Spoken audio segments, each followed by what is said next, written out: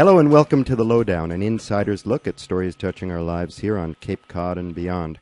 My name is Ira Wood, and you're listening to us on WOMR 92.1 FM Provincetown and WFMR 91.3 FM Orleans, the voice and spirit of Cape Cod, streaming in perpetuity throughout the universe on WOMR.org.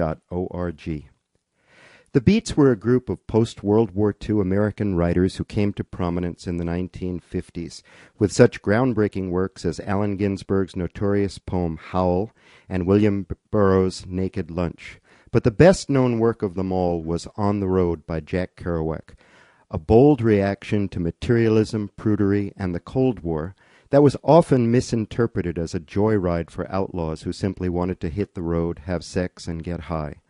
On the Road is being rediscovered by a new generation. It was recently made into a popular independent film. And this coming Friday, May 3rd, marks a celebration at Salem State College that commemorates the 40th anniversary of the first ever academic conference on Kerouac and the Beats. Here to talk with me by telephone today about the legacy of On the Road is Gerald Nicosia, the author of Memory Babe, which is widely regarded as the definitive biography of Jack Kerouac. Gerald Nicosia is a historian, poet, playwright, and novelist who has also spent decades writing about Vietnam veterans. He's recently served as a consultant on the film and has authored a new book, One and Only, The Untold Story of On the Road, which talks about Jack Kerouac and Neal Cassady from the vantage point of LuAnn Henderson, the woman immortalized in the novel as the young sexpot who was both of their lovers. Gerald Nicosia, thank you so much for talking to me today. You're welcome. In the introduction to your new book, you tell the story of being hired by the director of the new movie to run a workshop, what you call a beat boot camp, to try to explain the Beat generation to three movie stars in their early 20s who know nothing about them. So tell me, how did that go? What could they relate to? Well, a few things there. It was actually Walter Sallis who gave it the name Beat Boot Camp because he had run a boot camp for his earlier actors when he did the movie The Motorcycle Diaries, which was about Che Guevara. And he had also a group of very young actors, and they were, of course, doing the story of Che Guevara, the revolutionary from the 60s. So again, he had actors who didn't really weren't familiar with with that era. And actually it worked out very well, and that's why he decided, well, I'll do this time it'll be a beat boot camp. And also, I should say that all of these actors actually, at least Garrett Hedlund, who played Neal, and Kristen Stewart, who played LuAnn, Mary Lou, both had very strong attachments to their character before they came to the set to make the movie. Sam Riley, I'm not sure how close he was to Kerouac. I don't think he had quite as much connection as the other two did. Garrett Hedlund had grown up on a small farm in Minnesota, very much working class, hit the road at a very early age to get excitement, went down to Mexico, actually led kind of a Cassady-like life, and had read On the Road during that period and realized that he kind of identified with Neal Cassady. Very similar thing with Kristen Stewart, who, as you may know, became an actress very young. I mean, she was, 10 or 11. By the time she was 13, she was pretty much of an established actress already. And it's very hard. She, for a kid that age, hadn't even started high school, she had to kind of hit the ground running. She had to really grow up very fast. And so she read On the Road, I think, at about 13, and she immediately seized upon the character of LuAnn / Mary Lou as another young woman who hit the ground running. LuAnn, the real LuAnn, on whom Mary Lou was based, married Neal Cassady when she was 15 years old, the wildest man on earth, car thief, womanizer, headed off to New York when she was 16, met all these great writers, Jack Kerouac, Allen Ginsberg. So, the real-life LuAnn was also a young girl who had to grow up very fast. And when Kristen read On the Road, she saw this character, and she thought, well, this is somebody like me. This is somebody that I could learn from, this character. And of course, later on, she learned that it was a real, based upon a real person. So what I'm saying is that these actors came there with some interest in the characters. What they didn't understand was the era, because being, in their early 20s, the 60s were ancient history to them. They really, it's so different, and partly this era is so different because of Kerouac. You know, the 50s were 40s, 50s, very sexually rigid. Drugs were forbidden. Alternate lifestyles were not tolerated. You know, because of Kerouac and the Beats, we live in I think, in a much freer society, and more tolerant society. But so I had to the Beat Boot Camp was kind of a way to bring them into that era. And I played tapes, and I showed films, and I lectured. And sometimes I just hung out with them in the bar afterward. But it was all to try to bring I'm 63, and I wasn't a Beat, but I was, I guess, a post-Beat. I was a child of the 60s, the hippie era, but to try, and I've spent my life, you know, immersing myself in Kerouac and the Beats, and have been a poet among the Beat writers. So with my knowledge and my feel for it, to try to give them a sense of what that era was all about. I think that's where I helped them the most. Was there anything that they could not grasp? Was there anything that seemed just so odd from that era that you felt like they couldn't get it, or were they just quick studies and they got it? Well, one of the things that I thought was really interesting, you know, LuAnn was, as I say in my book, One and Only, LuAnn was kind of a pioneer of women's liberation in a way, because back in the 40s, she was exploring the concept that, well, a woman can love more than one man. I mean, I guess we've always had this thing of, you know, the double standard where men could have a lot of different women, but the woman was always supposed to be faithful to one man. And LuAnn did love Neal Cassady. She married him at 15. He was never faithful to her. He was, unfortunately, never faithful to any woman. The guy just had to have endless women in his life. But LuAnn also, soon after, when she met Jack Kerouac, fell in love with Jack Kerouac. And before she knew it, she realized, well, you know, I shouldn't have to choose. I really love both of these men. And so she was pioneering this aspect of, and then through her own expansion, she began to realize, well, I guess I need to tolerate Neal, because it's kind of a natural human thing to, in a way, want to love more than one person. So she was really pioneering a kind of a sexual freedom that didn't exist in the 40s, way before Betty Friedan and the feminine mystique and all that stuff. But the funny thing was that Kristen, when she read the script, and of course she had read On the Road, she said to me, well, how could she still love Neal when he was screwing all these other women, when he had all these other women? Kristen said to me, was LuAnn just a chump, you know? And so it was kind of funny to me, because here's Kristen, a child of what we would think the modern sexually free age and so on. But she's asking me, how could this woman, how could she still love this guy when he was cheating on her all the time? And so I was the one that had to kind of try to explain to her that, well, no, she wasn't a chump. LuAnn, she basically made a decision. I love this guy. He's given me a lot. It was Neal that took this small town. Denver was a small town back in the 40s. Took this small town Denver girl to New York and showed her the world and introduced her to great artists and writers. He really expanded LuAnn's horizons. And so LuAnn felt like, well, he's done all this for me. I want to do something for him. I know he's not going to be faithful to me. I know he's going to cheat on me.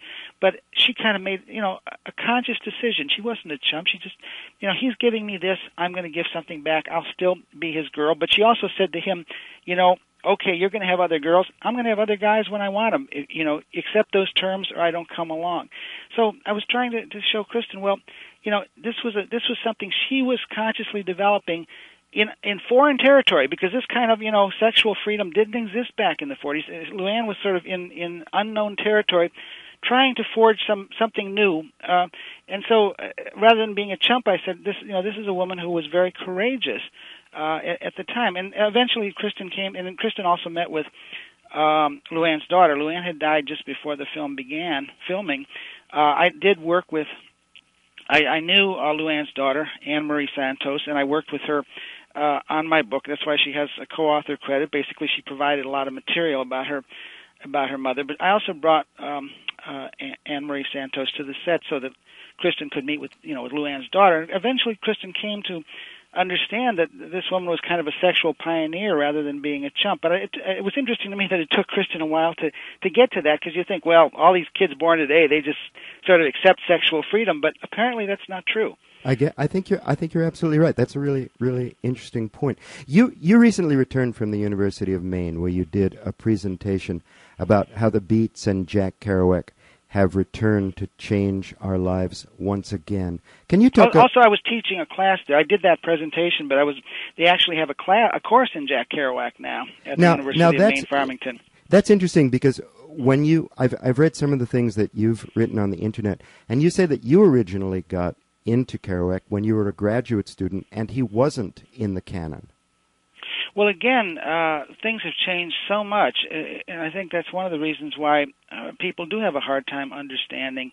Within 40 years, I was in graduate school 41 years ago, and not only the University of Illinois in Chicago, where I was in graduate school, but just about every college in the nation was not teaching Kerouac and the Beats. They were persona non grata in academia.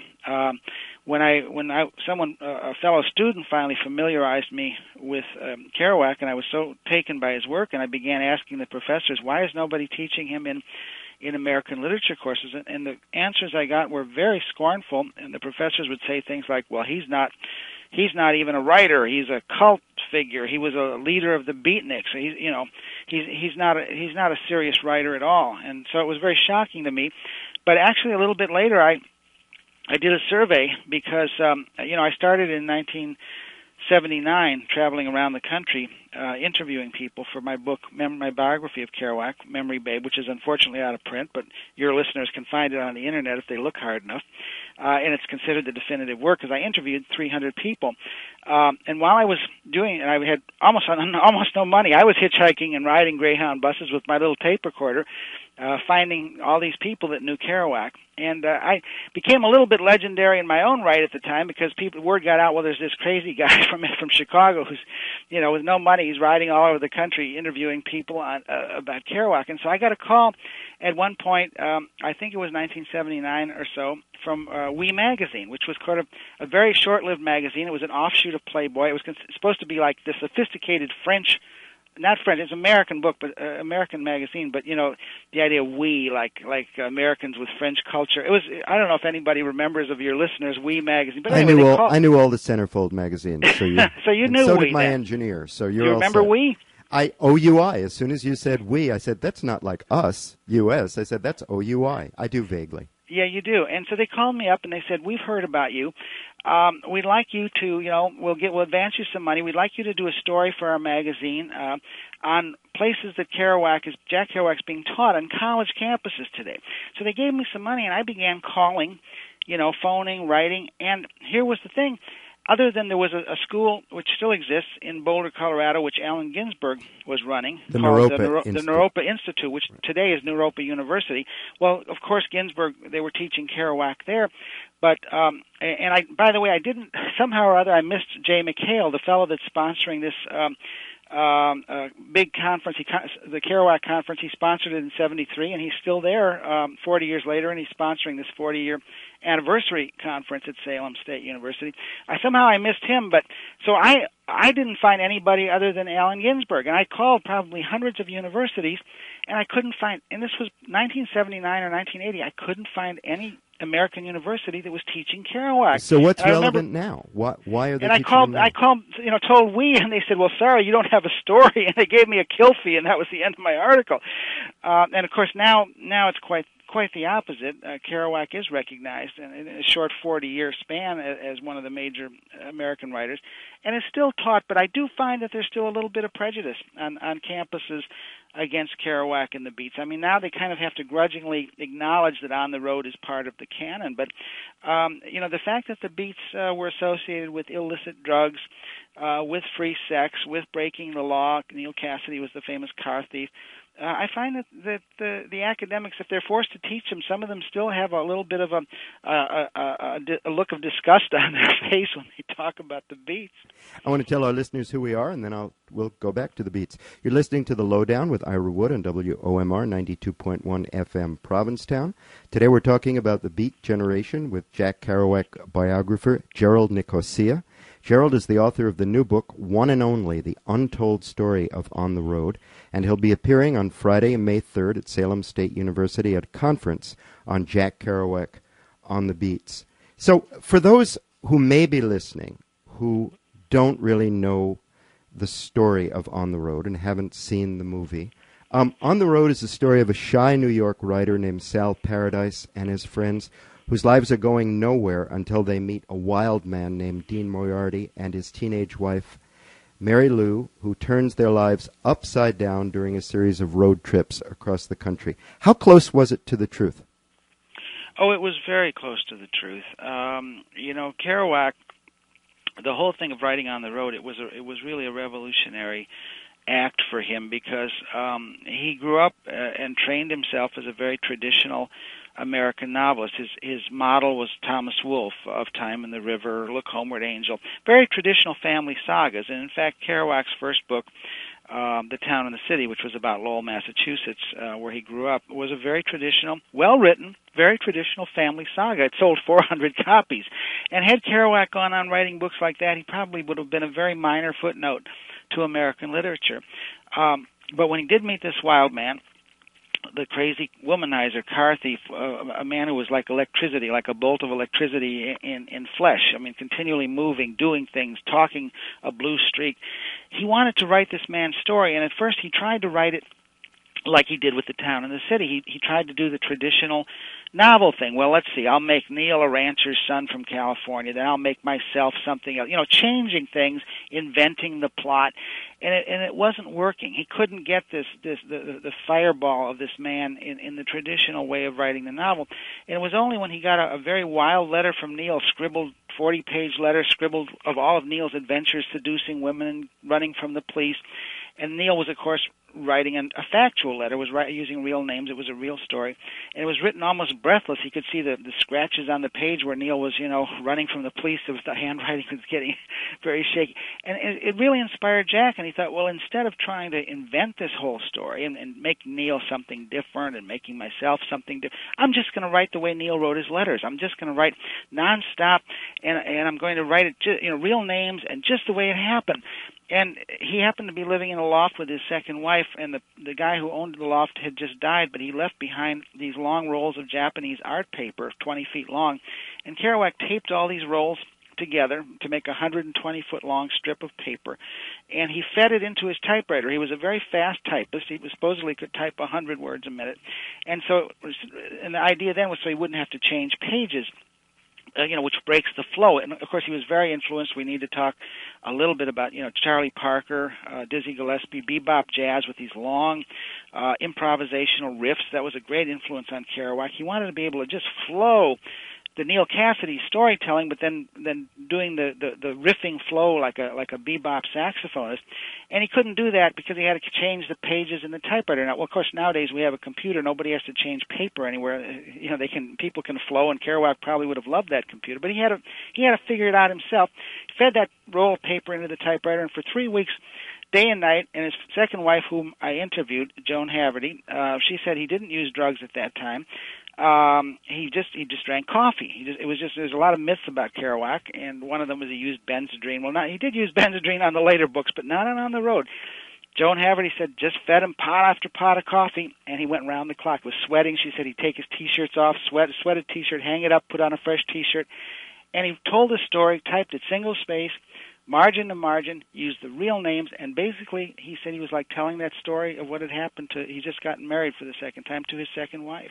So I would say it was very, very close to the truth, and also later on they made him change the names because when it did finally get around to being published 7 years later, the publishers were terrified of libel suits. Well, you can't say this about real people, and so they forced him finally to change the names and make it a little bit more like fiction. But and I should say one more thing, because this was kind of the birth of the new journalism. I mean, now we've had, even new journalism is becoming past. But, in the 60s and 70s, we had writers like Hunter Thompson and Tom Wolfe, Electric Kool-Aid Acid Test, who were telling real-life events, but telling them in a fictional form. I mean, using narrative, using dialogue, colorful description.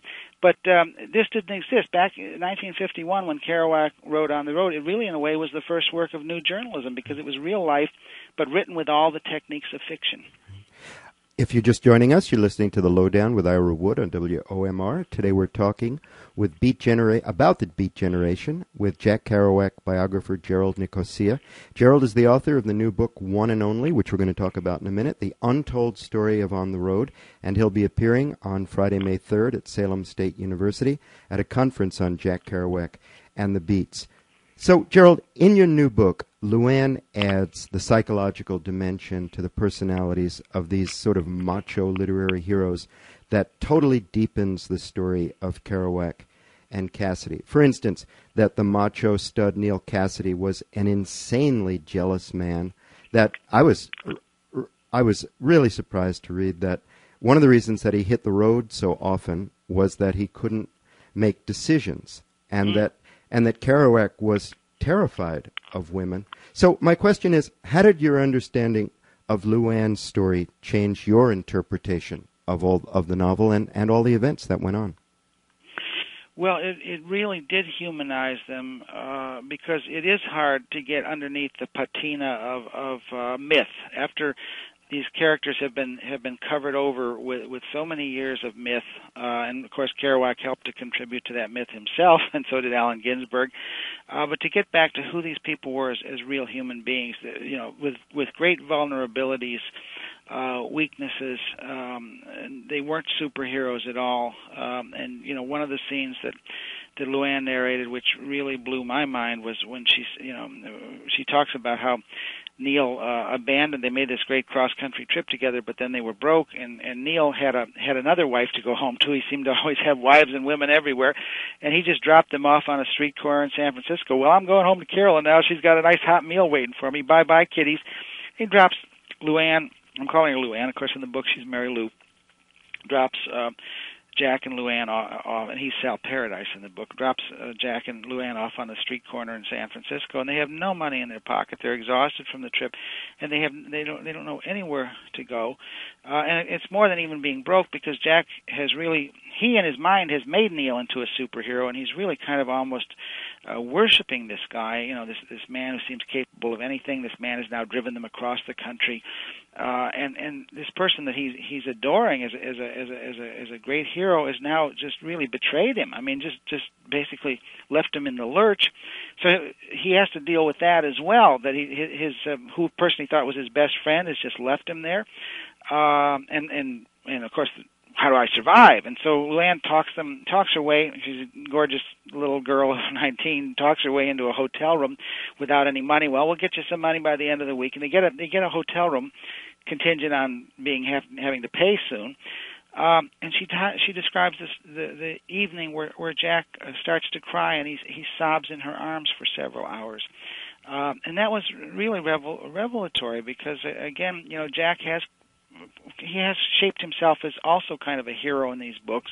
The freewheeling Jack Kerouac, Sal Paradise, able to roam the country and just not worry about anything. And here's an image of this man sobbing in this teenage girl's arms. So it suddenly, it really changes the whole dimensions of things, and you begin to see, there were times when these guys barely got through. They weren't just freewheeling their way through life. What happened to Kerouac and Cassady as a result of the enormous success of On the Road? What were their last years like? Well, I think very tragic for both of them. Maybe a little better for Neal. I don't know, but Neal was actually, he was arrested probably because of the book, because it got out very quickly that this wild law-breaking character who was always smoking a joint of marijuana was Neal Cassady. His real name and he was working on the Southern Pacific Railroad, and of course the people on the railroad weren't too happy that they had this notorious guy now, has been a brakeman on the railroad. And the cops in North Beach in San Francisco began watching him very closely. And a couple of cops undercover gave him a ride to the train station, and Neal handed them a joint to thank him for the ride, and of course they busted him. And in those days, he ended up with 2 years in San Quentin prison as a result of giving one joint to two undercover narcs for a ride to the train station. When he got out of San Quentin, he was kind of adopted by Ken Kesey, who was now the upcoming young novelist, had gone to Stanford. One Flew Over the Cuckoo's Nest had been published and to great acclaim and success. And Kesey started this band of countercultural rebels called the Merry Pranksters with a psychedelically painted bus. And they needed a driver for that bus to get them back across the country and around California. And, of course, who better than Neal Cassady, who is known to be this driver from on the road. And so he became the driver for the magic bus called Further, the psychedelic painted bus.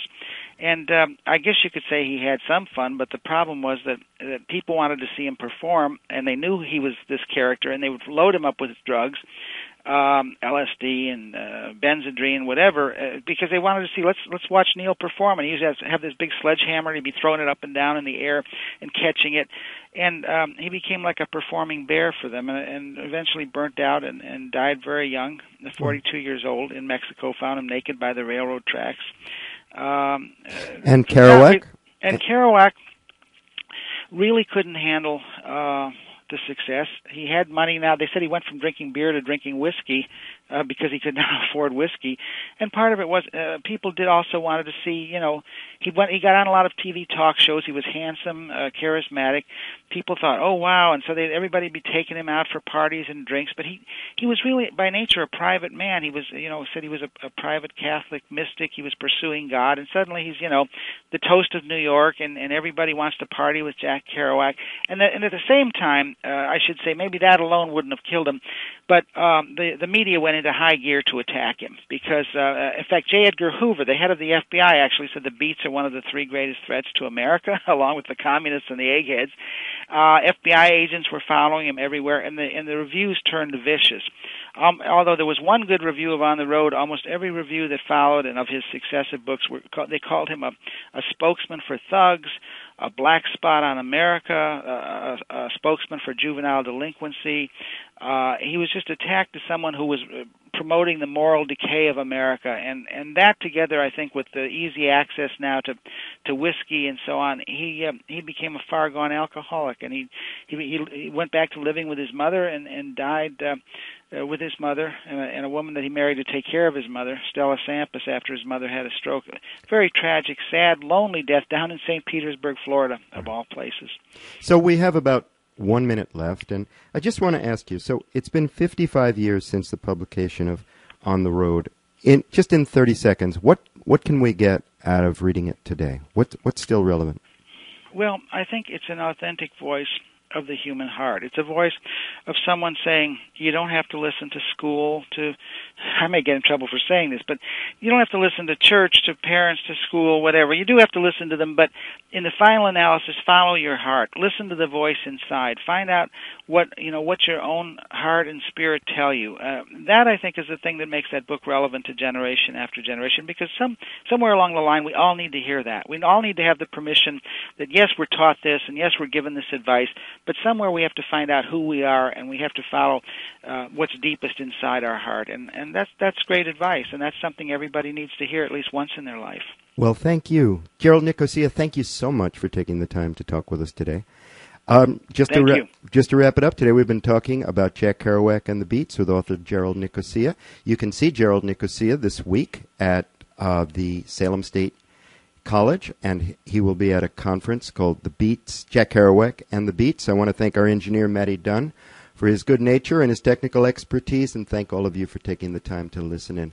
Till then, have a great week, and if you're a fan of the Beats, check out his new book, Gerald Nicosia's new book, for a whole new take on their inner lives. This is Ira Wood, just trying to talk to the most interesting people in the world, one interview at a time. Bye for now.